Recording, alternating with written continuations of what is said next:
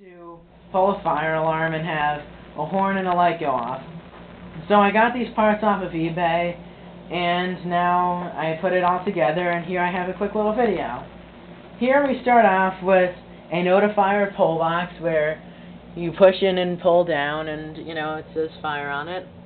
And then we move on to the horn light combo. And then over here you can see how it's all wired up. We have the two batteries, which is the main power source. We have the alligator clips, which run through the fire pole box, which is the main switch, over to the light, and then back into the batteries.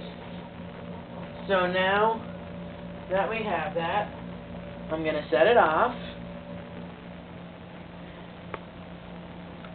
You just push in here and pull straight down.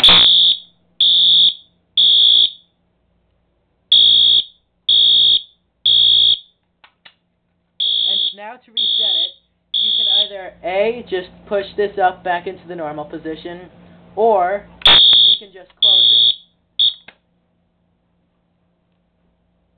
So that's my fire alarm system. As you can see, it's back in its normal position.